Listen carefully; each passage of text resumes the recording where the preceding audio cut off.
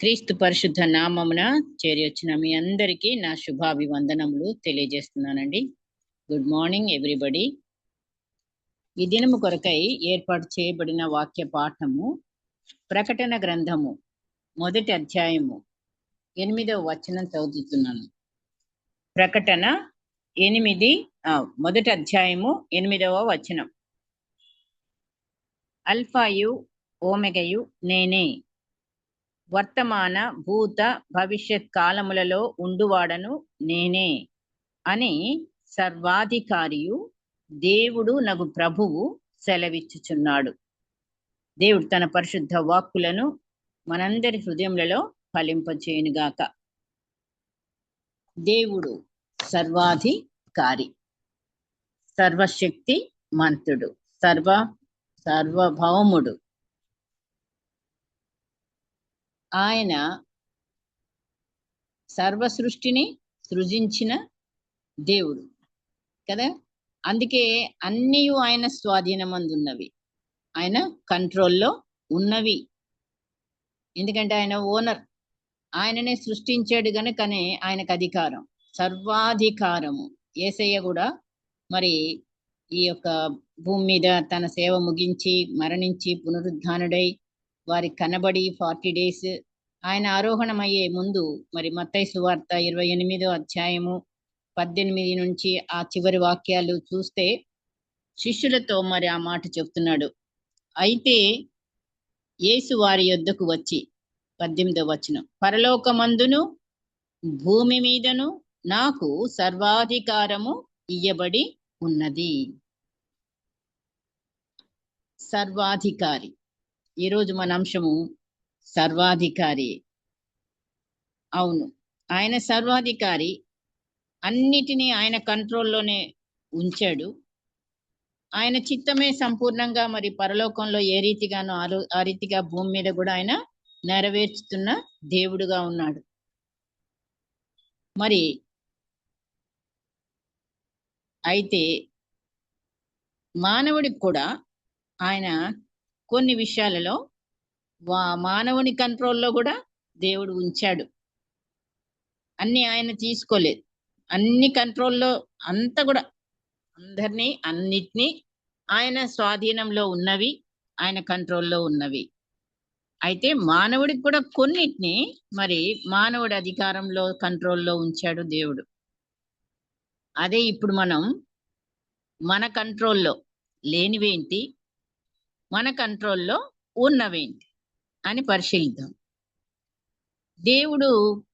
దేవుని ప్రేమించు వారికి అనగా ఆయన సంకల్పము చొప్పున పిలువబడిన వారికి మేలు కలుగుటకై సమస్తమును సమకూడి జరుగుచున్నవని ఎరుగుదుము.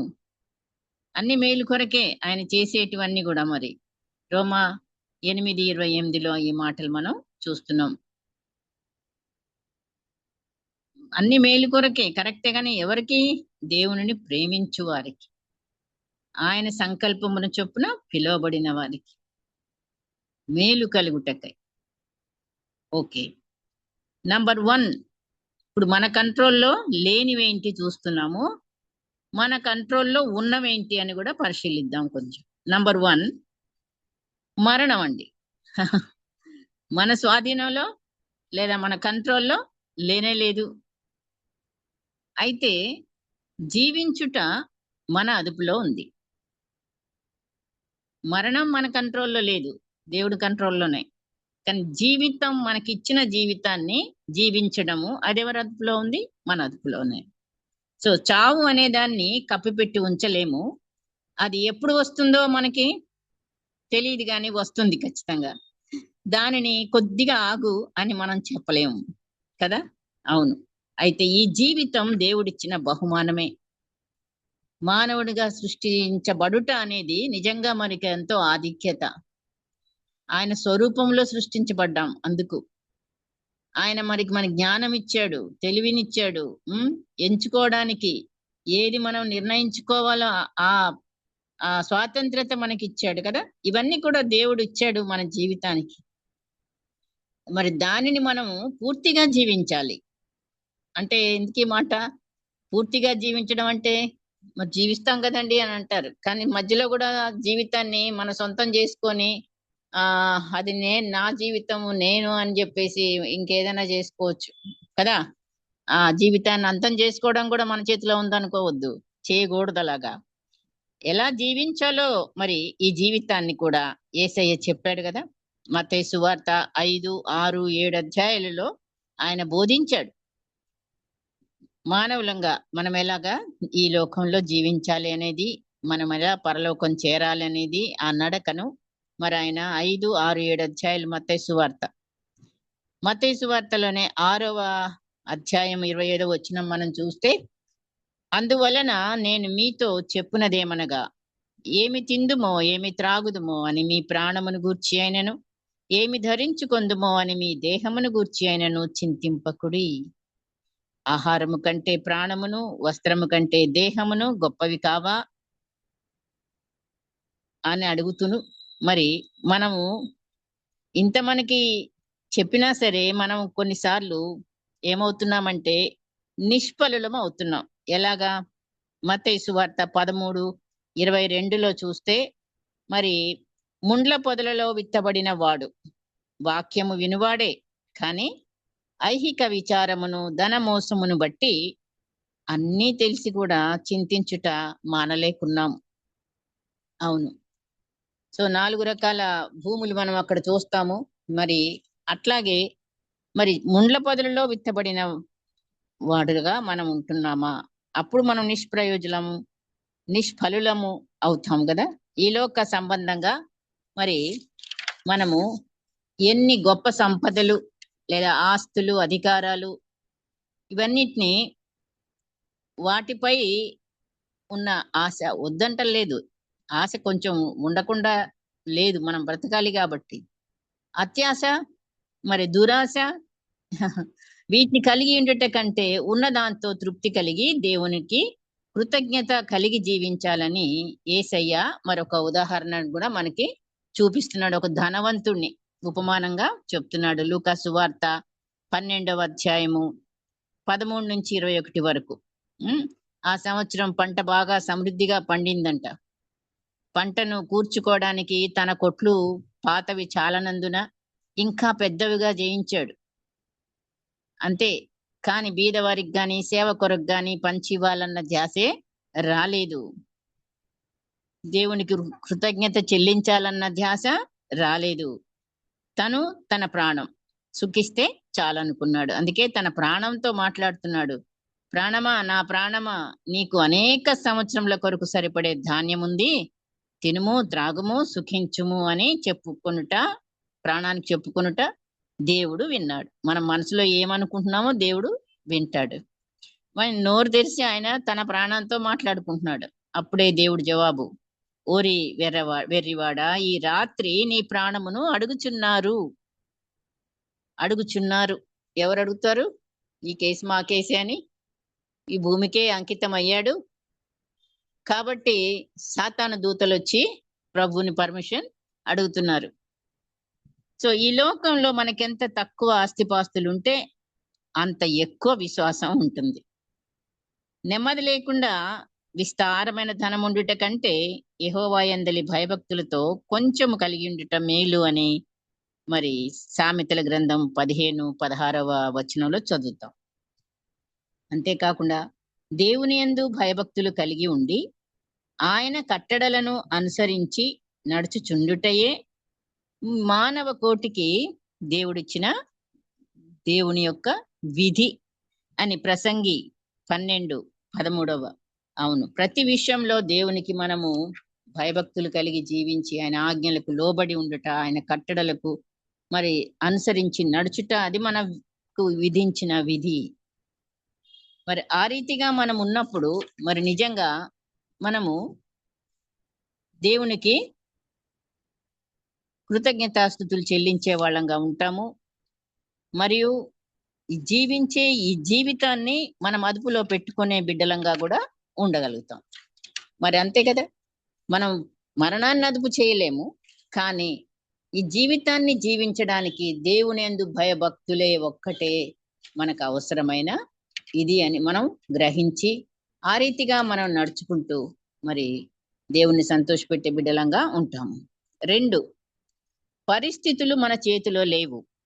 కానీ ఆ సమయంలో మనం ఎలా స్పందిస్తామో అది మన చేతిలో ఉంది. పరిస్థితులు మన చేతిలో లేవు. దేవుడి చేతిలోనే ఉన్నాయి.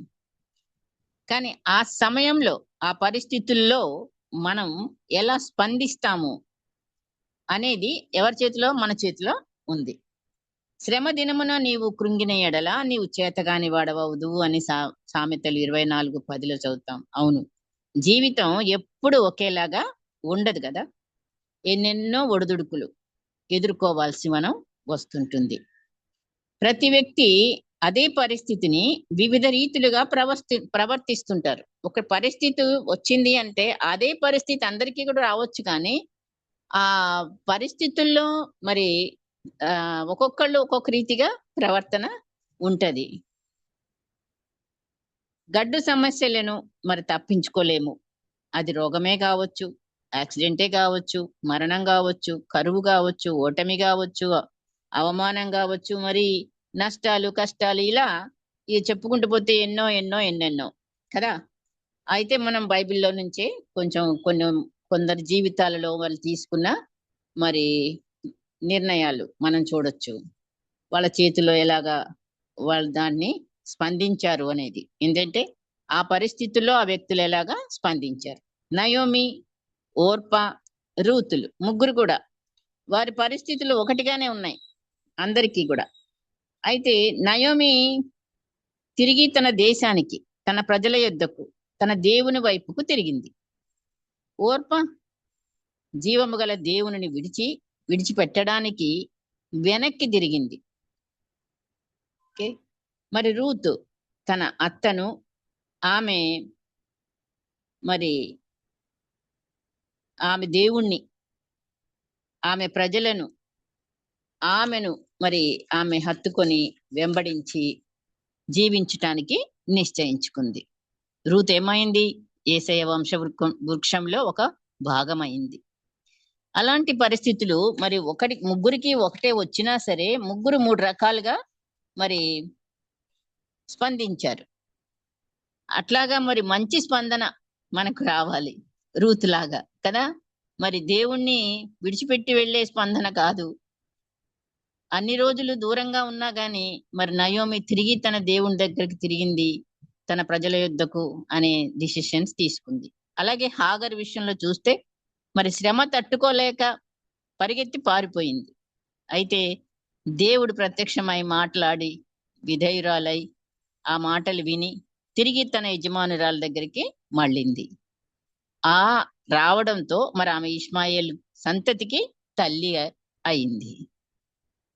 దేవుని మాట విన్నప్పుడు ఒబీడియన్స్. మరి ఆ టైంలో ఆమె పరిగెత్తింది పారిపోయింది. కానీ మళ్ళీ వచ్చి విధేయురాలైంది కనుకనే మరి తన జీవితాన్ని దేవుడు ఆ రీతిగా మరి ఒక ఆశీర్వాదంగా మార్చడం జరిగింది. రాహేలు పిల్లలు కననందున ఏమని డిసైడ్ చేసుకుంటుంది? చనిపోవాలనుకుంది. అలాంటి తలంపులు వచ్చినాయి ఆమెకి. కోపంతో ఊగి పోయింది భర్త మీద. కానీ తర్వాత మళ్ళీ ఆమె దేవుడికి మరి సమర్పించుకొని ప్రార్థించి కొడుకుని మళ్ళీ పొందుకోవడం కూడా మనం చూస్తాం. అయితే పరిస్థితులను బట్టి ఒక్కొక్కళ్ళు ఒక్కొక్క వింతగా ప్రవర్తన. ఇస్కరియోతు యూదా తన పరిస్థితిలో ఏం చేయాలని ఉరి పెట్టుకొని చనిపోయాడు. మరి అదే పరిస్థితిలో పేతురు పశ్చాత్తాపుడై యేసయ్య తట్టు తిరిగి సంఘానికే పునాది అయ్యాడు. ఇప్పుడు వీళ్ళ సంగతులు చెప్పుకోవడం ఎందుకంటే మరి నిజంగా అలాంటి పరిస్థితులు నీకు నాకు ఎదురవటము సహజం. సో పరిస్థితుల్లో మన యొక్క నిర్ణయాలు మరి ఎలా ఉంటాయి అనేది మరి దేవుని యందు మనము స్థిరంగా విశ్వాసంలో నిలబడుతూ ఉన్నప్పుడే ఆ పరిస్థితుల్ని మనం తట్టుకోగలుగుతాము. మరి వాటిని మన అదుపులో పెట్టుకోవడానికి, దేవునికి సమర్పించడానికి. ఎస్తేరు సంగతి చూస్తే ఆమె ధైర్యంగా దేవుని వైపు తిరిగింది, ప్రార్థించింది, తన వారిని కూడా ప్రార్థింప చేసి విజయాన్ని పొందుకుంది. సో అలాగా దేవుని తట్టు తిరిగి మనం ఆయనకు అప్పగించి పరిస్థితుల్ని విజయాన్ని చూసేందుకే మనం మన నిర్ణయం మన దగ్గరే ఉంది. సరైన నిర్ణయం మనల్ని ఆత్మలో బలవంతులంగా చేస్తుంది. ప్రతి పరిస్థితిలో కూడా దేవుడు మనకెప్పుడు కూడా విడిచిపెట్టి పోయే దేవుడు కాదండి. ఆయన వాగ్దానాలు మనకున్నాయి. నిన్ను విడువను, ఎడబాయను. ఇది మనం జ్ఞాపకం చేసుకోవాలి కంపల్సరీగా. మనం ఒక్కళ్ళమే ఉన్నాము, మనకెవ్వరూ లేరు, మనం ఇదైపోయాము అదైపోయామని బాధలో వేదనలో మనము కొన్నిసార్లు ఒంటరితనాన్ని ఫీల్ అవుతాం. కాదు, ఆయన ఇచ్చిన వాగ్దానం ఇంకా, నేను మిమ్మల్ని గూర్చి ఉద్దేశించిన సంగతులను నేను ఎరుగుదును, రాబో కాలమందు మీకు నిరీక్షణ కలుగున్నట్లు అవి సమాధానకరమైన ఉద్దేశంలే గాని హానికరమైనవి కావు అని కూడా ఇర్మియా 29:11 మనం చూస్తాం. కాబట్టి కృంగిన మనస్సును మనం ఏం చేసుకోవాలి? లేవనెత్తుకోవాలి, ప్రోత్సాహపరచుకోవాలి, ధైర్యపరచుకోవాలి. ఆ వాక్య ధ్యానం ఉండాలి, దేవుని పాటలు పాడుకుంటూ ఉండాలి, దేవుని చిత్తమును ఈ పరిస్థితిలో ఏంటని ప్రార్థన ద్వారా అడిగి తెలుసుకునే ప్రయత్నం మనము చేసినప్పుడు దేవుడు మనకి తోడై ఉన్నాడు అని మనం గ్రహిస్తాం. నిజంగా మరి దావీదు గారు కూడా కృంగిన మనసులో ఉన్నప్పుడు ఆయన ఏం చెప్పుకున్నాడు? తన ప్రాణంతో ఆయన మాట్లాడుకున్నాడు కదా. నా ప్రాణమా నీవేళ కృంగి ఉన్నావు, నాలో నీవేళ తొందరపడుచున్నావు, దేవుని యందు నిరీక్షణ ఉంచుము, ఇంకను నేను దేవునిని స్తుతించెదను అని ఆయన చెప్పుకుంటూ మనకు కూడా చెప్తాడు. దావీదు యొక్క మరి నిర్ణయం. సో ఆ రీతిగా మనము ఎల్లప్పుడు కూడా ఎలాంటి పరిస్థితులు వచ్చినా దేవుణ్ణి విడిచిపెట్టి వెళ్ళడం కాకూడదు. మన పరిస్థితుల్ని దేవుడికి అప్పగిస్తాము. దేవుడు ఎప్పుడు కూడా మనల్ని విడిచిపెట్టే దేవుడు కాదు. 3, ఇతరులు మన కంట్రోల్లో లేరు, కానీ మనం మన కంట్రోల్లోనే ఉన్నాం. అవునా? అవును. ఇతరులందరూ మన కంట్రోల్లో లేరు, దేవుడి కంట్రోల్లోనే ఉంటారు. ఉదాహరణగా మనం చూస్తే ఇప్పుడు యోహాను సువార్త 21వ అధ్యాయంకి వచ్చేస్తే మరి పునరుద్ధానుడైన యేసయ్య పేతుర్ని ప్రశ్నలు వేస్తాడు కదా. 3 సార్లు మరి ఆయన అబద్ధం ఆడినందుకు మనం చూస్తాం. 3 సార్లు కూడా నువ్వు నన్ను ప్రేమిస్తున్నావా అని అడిగిన ప్రశ్నలకి ఆయన, నీకే తెలియదు ప్రభువా, నేను నిన్ను ప్రేమిస్తున్నాను అని చెప్పినప్పుడల్లా ఒక్కొక్క ఆ ప్రశ్నకి ఒక్కొక్క జవాబు ఇచ్చినప్పుడు మరి నా గొర్రెలను మేపుము, కాయుము అని ఆయన రెస్పాన్సిబిలిటీస్ పేతురు గారికి ఇచ్చినట్లు చూస్తాం. అవి అయిపోయినాక నువ్వు నన్ను వెంబడించు, ఆయన మరణం గురించి కూడా పేతురుకి చెప్తాడు ఆయన యేసయ్య, ఎలాంటి మరణం పొందనై ఉన్నాడు అని సూచన. అది తెలుసుకున్న తర్వాత మరి నన్ను వెంబడించు అంటే వెంబడిస్తూ వెనక్కి తిరిగి చూసి మరి యోహాను సంగతి ఏంటని పేతురు అడుగుతాడు యేసయ్యని. మనకి ఇతరుల సంగతులు కొంచెం కావాలి కదా. ఎప్పుడు చూసినా మన సంగతులు మనం చూసుకోం. కొన్నిసార్లు ఇతరుల సంగతులు, వాళ్ళ సంగతి ఏంటి, వాళ్ళు ఎలాగున్నారు, వీళ్ళు ఎలాగున్నారు, వాళ్ళేమవుతారు, వీళ్ళేమవుతారు. మరి అట్లాగే పేతురు కూడా పాపం యోహాను చూపించి మరి ఈయన సంగతి ఏమగును అంటే ఆయన నేను వచ్చే వరకు ఆయన ఉండడం నాకు ఇష్టమైతే నీకేంటి, నువ్వు నన్ను వచ్చి వెంబడించు. సో ఎవరికి వాళ్ళము మన జీవితాలు మన కంట్రోల్లో ఉంచుకుంటూ దేవుణ్ణి నిత్యము వెంబడించే వాళ్ళంగా ఉందాము.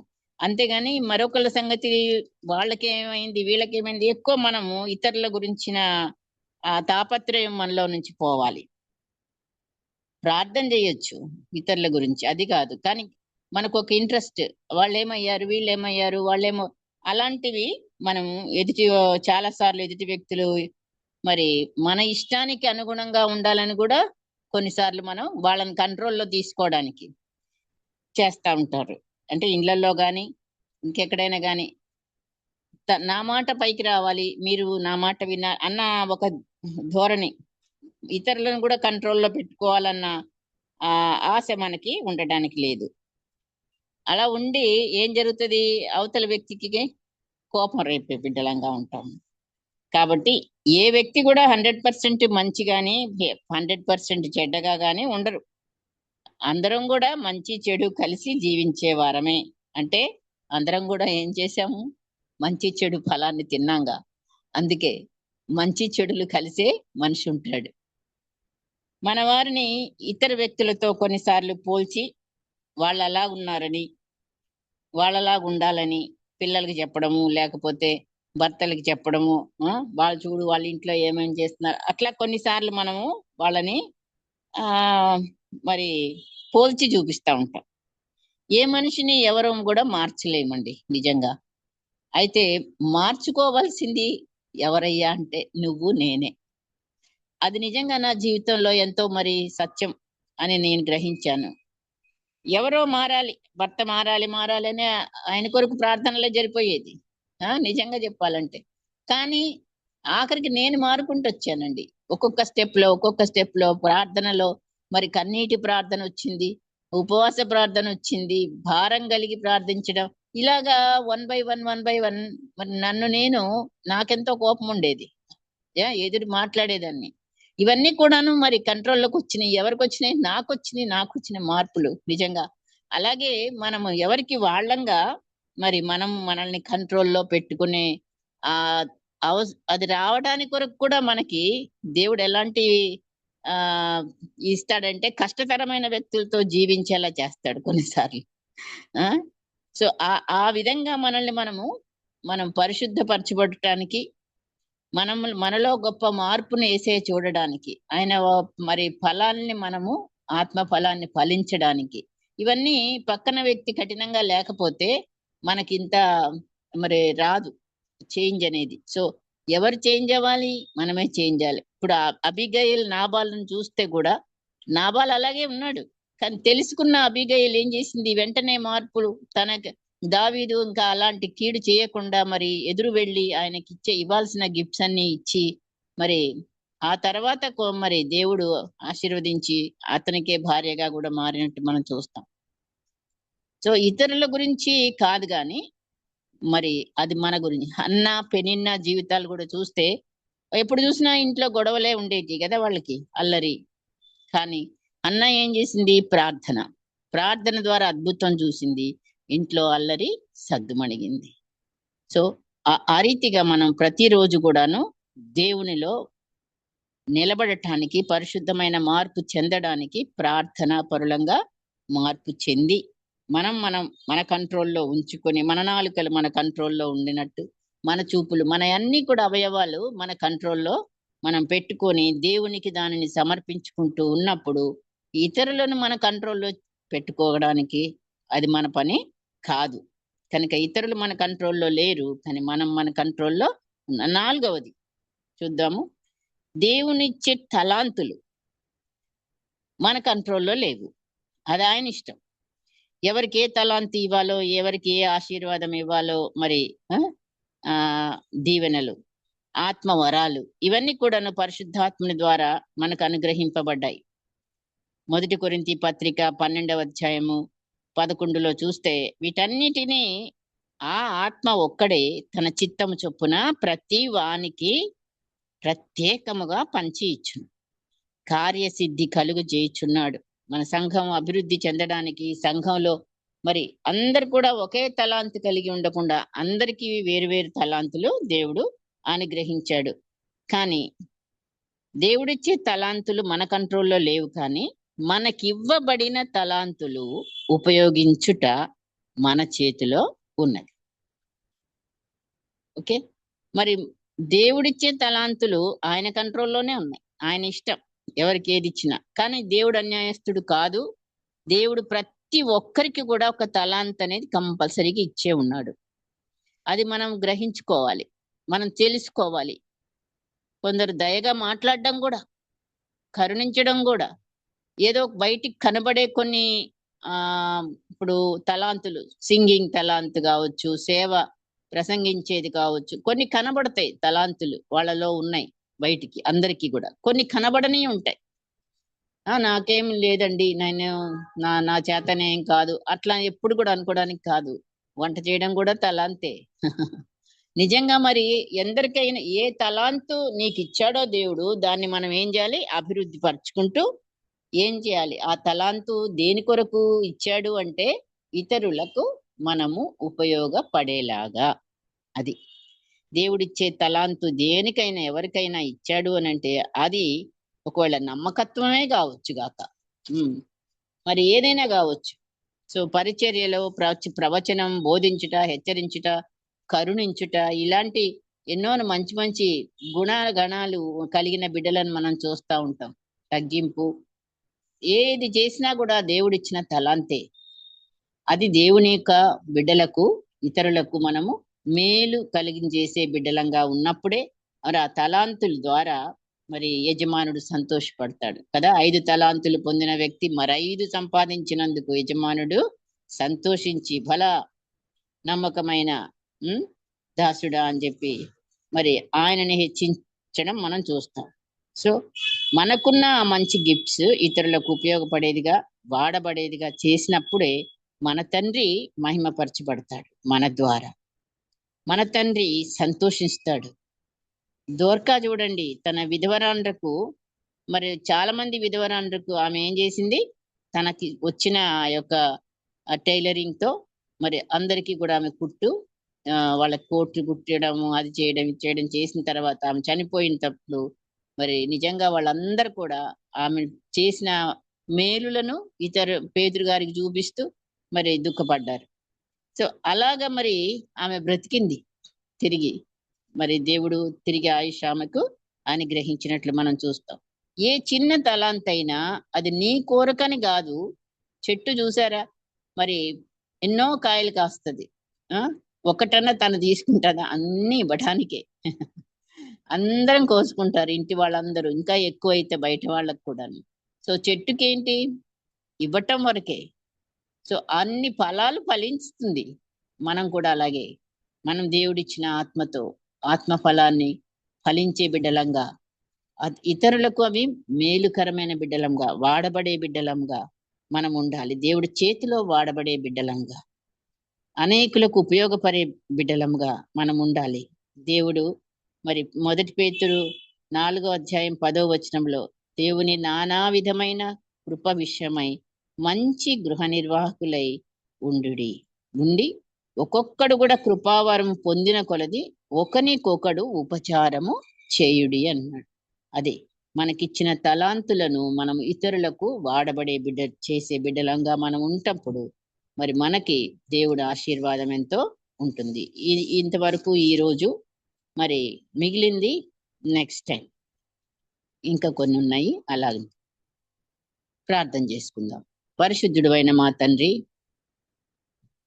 నీకే లెక్కలేని వందనాలు స్తోత్రాలు చెల్లిస్తున్నాం నాయన.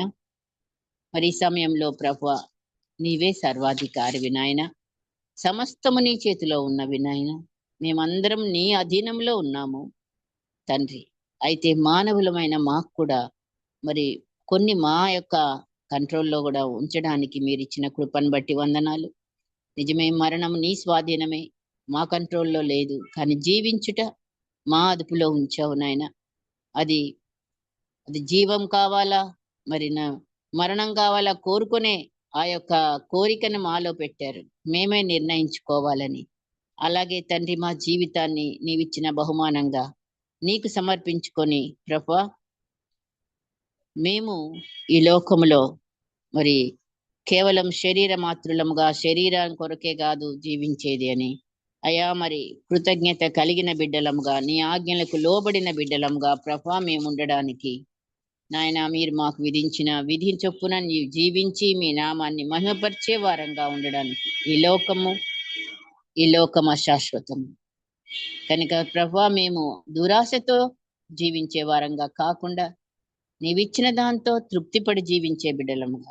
అలాగే పరిస్థితులు మా చేతిలో లేవు నాయన, కానీ ఆ సమయంలో మేము ఎలా స్పందిస్తామో నువ్వు గమనిస్తున్న దేవుడవు తండ్రి. మా నిర్ణయాలు మేము ప్రభువా మరి రూతు వలె మంచి నిర్ణయాలు తీసుకోవడానికి, మరి నాయన పేతురు వలె ప్రభువా, మరి ఎస్తేరు వలె ఈ రీతిగా నాయన మేము నీ కృపలో ప్రభువా నిర్ణయాలు తీసుకోవడము, మా యొక్క పరిస్థితులలో తండ్రి మేము వాటిని జయించే బిడ్డలముగా, ప్రార్థనతో జయించే వారముగా నాయన మంచి నిర్ణయాలు తీసుకోవడానికి పరిశుద్ధాత్మ దేవ ఈ పరిస్థితుల్లో నీ చేతికి అప్పగిస్తూ ప్రభువా నీ తట్టు చూస్తూ మేము నడవడానికి మీ కృప మా పట్ల ఉంచినందుకై వందనాలు చెల్లిస్తూ, అలాగే ఇతరులు మా కంట్రోల్లో లేరు, మేము మా కంట్రోల్లో ఉన్నాము తండ్రి. అట్టి రీతిగానే మరియు తలాంతులు కూడా మీరిచ్చే తలాంతులు, మాకివ్వబడిన తలాంతులు ఏంటని చూసి అయా వాటిని మేము దినదినం అభివృద్ధి పరుస్తూ నీ నామ మహిమార్థమై ఇతరుల క్షేమార్థమై మేము వాడబడుటకు మమ్మల్ని ప్రభువా మీ కృపా హస్తములకు అప్పగించుకుంటూ, ఆత్మదేవ మీరిచ్చిన తలాంతులను బట్టి వందనాలు చెల్లిస్తూ, మీ కొరకు మేము వాడబడటానికి మమ్మల్ని మేము నీకు సమర్పించుకుంటూ యేసు పరిశుద్ధ నామమున బ్రతిమాలి వేడుకుంటున్నాం తండ్రి. ఆమెన్.